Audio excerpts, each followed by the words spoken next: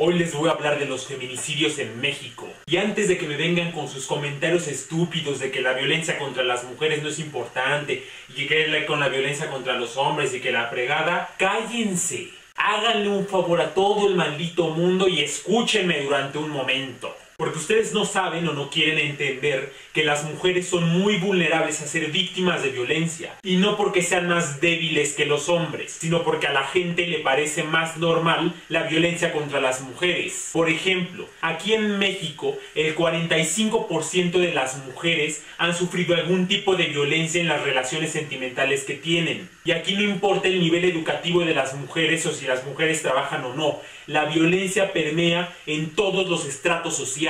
Y lo que digo que es violencia no son cuestiones triviales. Puede ser que las parejas les deje de hablar en un 57% de los casos, que las humillen en casi un tercio de los casos o que las golpeen en casi el 18% de los casos. Y eso en las relaciones de pareja, donde supuestamente se deberían de sentir un poco más seguras. Y afuera de sus relaciones las cosas no mejoran. En este país, en la población entre 20 y 49 años, hay más víctimas de delito mujeres que hombres. A ver, procesen esto. Este dato es para 2012. A pesar de la guerra contra el narco, a pesar de los miles de muertos, a pesar de los daños colaterales, en este país hay más víctimas de delitos mujeres que hombres en la población entre 20 y 49 años. La violencia de género llega hasta la muerte. En el mundo, el 38% de los homicidios contra las mujeres son cometidos por sus parejas sentimentales. Aquí en este México donde tú penas, hay 7 feminicidios al día.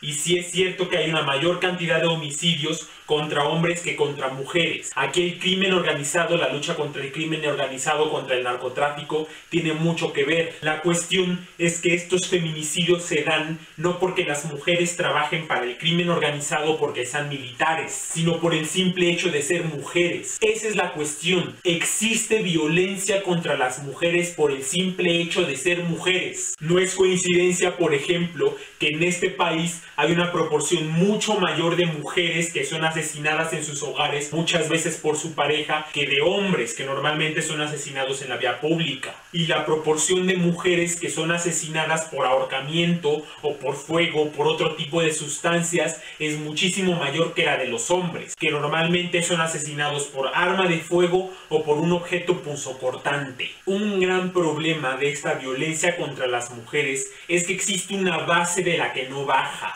De 1985 a 2007, el número de homicidios en México bajó más o menos de 15,000 a 10,000, pero la proporción de mujeres asesinadas del total de estos homicidios subió un poco. O sea que a las mujeres las seguían matando a pesar de que mataran a menos hombres. De 2007 a 2010, los homicidios se incrementaron de 10,000 a 25,000.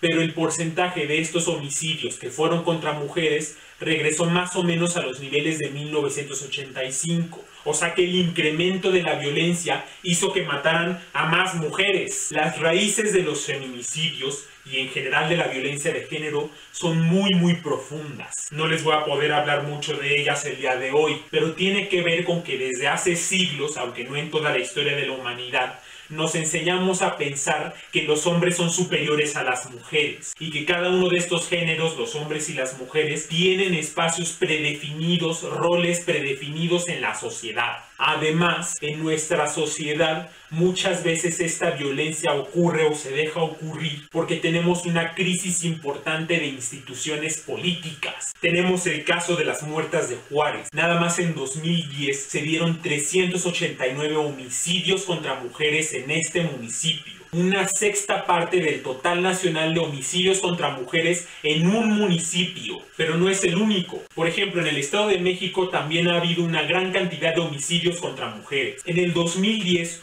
hubo 569 casos de desapariciones de mujeres entre 10 y 20 años. Y nada más entre marzo de 2011 y diciembre de 2012 se dieron 563 homicidios contra mujeres. Ante esta situación, distintas organizaciones sociales solicitaron que en esta entidad se emitiera una alerta de género, que no es otra cosa que una llamada de atención al gobierno y la emisión de una serie de propuestas, de recomendaciones para que el gobierno pueda atacar a esta situación tan grave. Esta solicitud de 2011 fue desechada en buena medida porque la representante del Estado de México, Lorena Cruz Sánchez, salió con los representantes de las entidades gobernadas por el PRI y algunas entidades gobernadas por el PRD y sostuvo, declaró, argumentó que la solicitud de la alerta de género era una medida electorera cuyo fin era dañar la imagen de su jefe, el entonces gobernador y aspirante a la presidencia de la República, Enrique Peña Nieto. Tremendo trabajo ha de haber hecho esta Lorena Cruz, porque en esta administración obtuvo hueso. Resulta que ahora es la presidenta del organismo que debiera de proteger a las mujeres, el Instituto Nacional de las Mujeres. Señor presidente,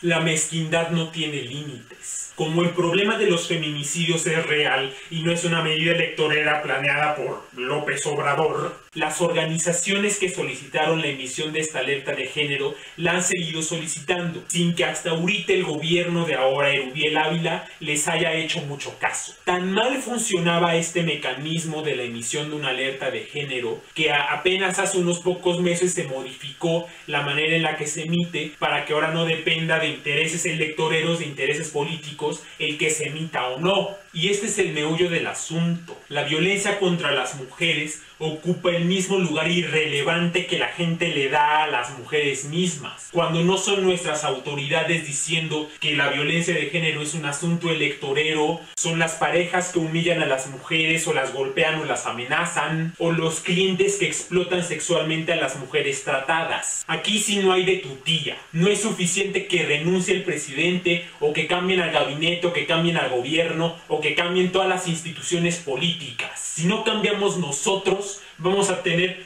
pero para largo para hablar de este tema.